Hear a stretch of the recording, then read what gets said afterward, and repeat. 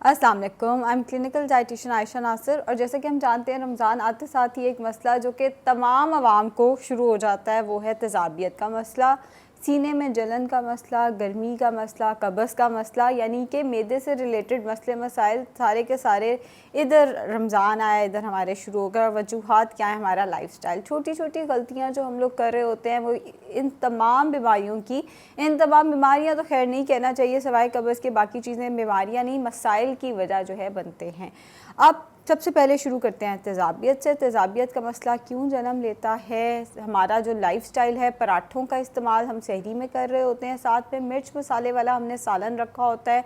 अंडे का इस्तेमाल हम ये सोच के नहीं कर रहे होते कि अंडा खा लिया तो प्यास बहुत ज़्यादा लगेगी।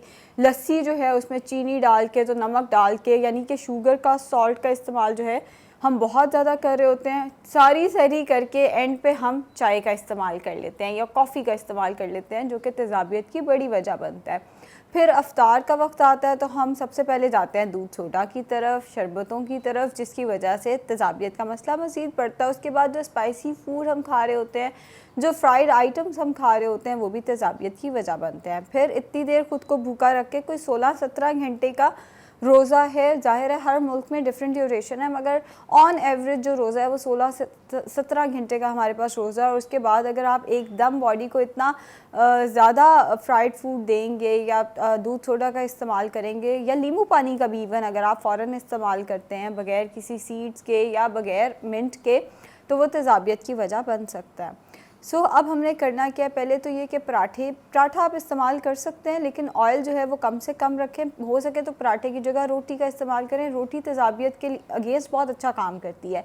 ब्राउन ब्रेड या रोटी का इस्तेमाल सहर के वक्त करें। उसके साथ अंडा, सब्जियां डालकर ले लें, या कम से कम स्पाइसेस में बना हुआ आप सालन का इस्तेमाल कर सकते हैं। साथ में आधा कप से लेके 1 कप पुदीने का रायता ज़रूर इस्तेमाल करें। दही बहुत अच्छा है तेज़ाबियत के लिए।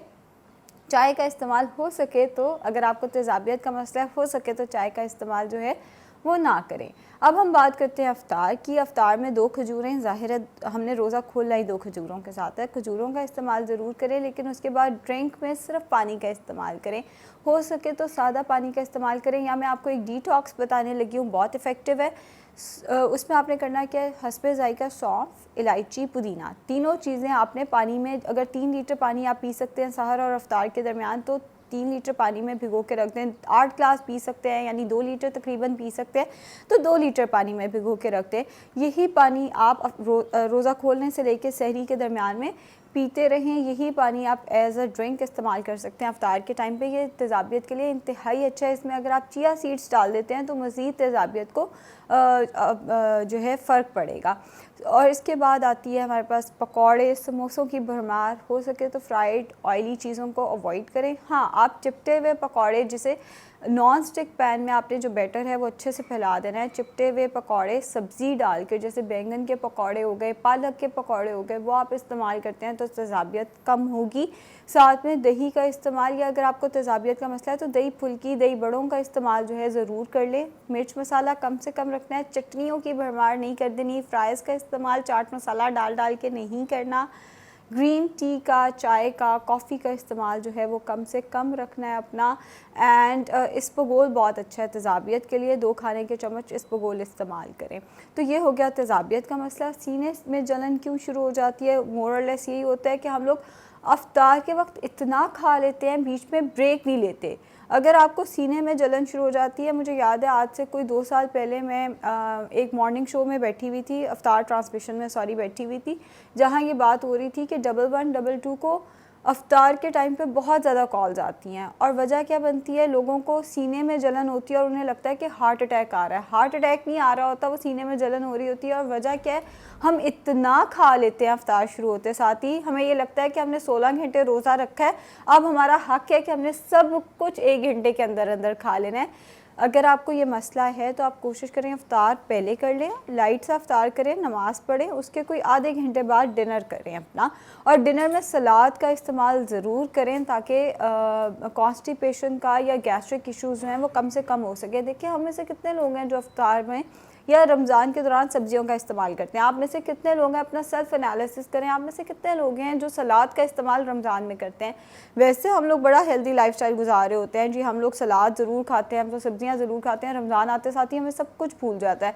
हमें लगता है हमने पता नहीं क्या कर लिया 16 घंटे का रोज़ा रख के, तो अब हमने खाने ही सारे फ्राइड आइटम्स हैं, एक कल्चर हमने अपना बना लिया। तो बहरहाल जैसे रोज़ा खुला है तो आप अफ्तार में ड्रिंक ले लें, आप 2 खजूरें ले लें, 1 कप फ्रूट चाट का ले लें या चना चाट का ले लें या दही भल्लों का ले लें। उसके बाद आप ब्रेक ले लें, नमाज़ पढ़ें। नमाज के कोई आधे घंटे के बाद आपने रात का खाना 1 कप सलाद, रोटी बहुत इफ़ेक्टिव है सीने की जलन को, तेज़ाबियत को रोकने के लिए रोटी और साथ में सालन, कम से कम मिर्चों वाला सालन जो है वो खा लें। और ये नहीं कि जैसे बेचैनी हुई होती है कि फ़्रिज में कुछ पड़ा है तो हमने बार बार फ्रिज चेक करते रहना। मेरी बहन भी यही करती है, उसको होता है फ्रिज में जो कुछ पड़ा है मैंने सारा का सारा रात के वक्त खाना है। ये बड़ी गलत प्रैक्टिस है। अगर फ्रिज में कुछ पड़ा है तो फ़र्ज़ नहीं है कि आपने वो सारा का सारा रात में ख़त्म करना है, जितनी पेट में जगह है उसी हिसाब से आपने जो है खाना है। अब तीसरा मसला आता है कब्ज़ का मसला, जो कि बहुत सारे लोगों को शुरू हो जाता है और उसका भी सबसे बड़ा फैक्टर यही आता है कि आप सब्जियों का इस्तेमाल ही नहीं कर रहे होते, ना हम सालन सब्जियों वाला बनाते हैं। बहुत सारे लोग तो फ्राइड आइटम्स ही इतने ज़्यादा अफ्तार में खा लेते हैं, वो रात का खाना ही नहीं खाते, जो कि ठीक है, मतलब ठीक है कि आप रात का खाना ना खाएं, लेकिन फ्राइड आइटम्स का तो इस्तेमाल इतना ज़्यादा ना करें। फ्राइड की बजाय हेल्दी आइटम्स जैसे चना चाट, फ्रूट चाट, दही भल्ले, बेसन की रोटी का आप इस्तेमाल कर लें, ताकि एटलीस्ट अगर आप खाना नहीं भी खा रहे तो एटलीस्ट कॉन्स्टिपेशन का मसला ना हो, आपका जो फाइबर इंटेक है वो पूरा हो सके। सो अगर कॉन्स्टिपेशन का मसला आपको शुरू होता है, सबसे पहली चीज़ तो ये है कि अपनी ड्रिंक के अंदर कोई सीड्स डाल दें, जैसे चिया सीड्स, बेसल सीड्स का इस्तेमाल कर लें। इसबगोल 2 खाने के चम्मच 2 गिलास पानी के साथ किसी भी वक्त, यानी अफ्तार से लेकर सहर के दरमियान, कोई रात 11 बजे 9 बजे जब भी आपको याद आता है, 2 खाने के चम्मच इसबगोल 2 गिलास पानी के साथ ज़रूर ले लें। तीसरी चीज़ ये आती है कि सब्जियों का, फ्रूट का इस्तेमाल बढ़ा दें। अमरूद बहुत अच्छा है कॉन्स्टिपेशन के लिए, फ्रूट चाट हम सब खाते हैं, अमरूद का इस्तेमाल फ्रूट चाट में डबल कर दें। फ्रूट चाट का इस्तेमाल ज़रा अच्छे तरीके से करें। और सबसे अच्छा तरीका ये है कि आप पूरा सलाद का एक बॉल बनाएं, पूरा बॉल 300 ग्राम का सलाद काटें, 300 ग्राम सब्जियों का सलाद काटें, उसके अंदर 2-3 फल काट के डाल दें ताकि आपकी फ्रूट चाट वाली सर्विंग भी पूरी हो जाए। आप उसमें एक सेब डाल दें, आप उसमें कुछ स्ट्रॉबेरीज़ डाल दें, आप उसमें एक अमरूद काट के डाल दें, आप उसमें अनार डाल दें, वो आपकी मर्ज़ी है। थोड़े से अंगूर रखते हैं उसके अंदर, तो ये आपकी मर्ज़ी है। वो पूरा बॉल अगर आप खा लेते हैं तो आपको कॉन्स्टिपेशन का मसला नहीं होगा। कॉन्स्टिपेशन का मसला सिर्फ इसलिए होता है कि हमारी डाइट में फ़ाइबर ही नहीं होता, सारा फ्राइड आइटम हम खा रहे होते हैं। इसके साथ बेसन की रोटी, पकौड़े जहाँ खाने हैं तो बेसन की रोटी खा लें, फ्लेवर तो एक जैसा ही है तकरीबन। सो बेसन की रोटी थोड़ी सी, जिसे कहते हैं ऑयल लगा के, जिसे पंजाबी लोग कहते हैं मिस्सी रोटी, का इस्तेमाल भी किया जा सकता है। रायते के साथ करें, रायता प्रोबायोटिक्स का, दही जो है वो प्रोबायोटिक्स का बहुत अच्छा सोर्स है, गट हेल्थ के लिए बहुत अच्छा है। जितने हमने मसले डिस्कस किए उन सब में बहुत ज़्यादा इफेक्टिव है।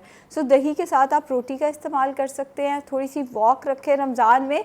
अच्छा, आजकल जब मैं डाइट प्लान देती हूँ ना, मैं कहती हूँ वॉक करें, वो कहते हैं अफ्तार से पहले तो हम कर नहीं सकते। लोग यही कहते हैं, हाँ बिल्कुल, एनर्जी नहीं होती, आप नहीं कर सकते, अफ्तार के बाद कर लें, कोई 1 घंटे बाद।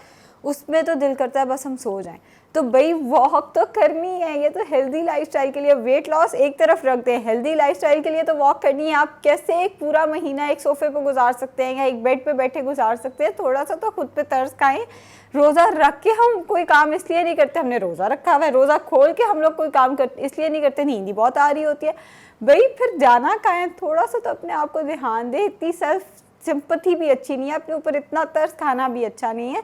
सो वॉक वगैरह ज़रूर करें। रात के कोई 10 बजे, रमज़ान में तो ऑलमोस्ट सारे लोग रात को जाग ही रहे होते हैं, रात को 10 बजे पार्क जाएं, वॉक करें। तरावीह के बाद वॉक कर लें, किसी टाइम वॉक करें, लेकिन वॉक करें। अगर कॉन्स्टिपेशन का मसला है, तेज़ाबियत का मसला है, तो वॉक ज़रूर करें। पानी का इस्तेमाल जो है वो 8 गिलास रखें एंड ख़ुद को एक्टिव रखें। शुक्रिया बहुत बहुत।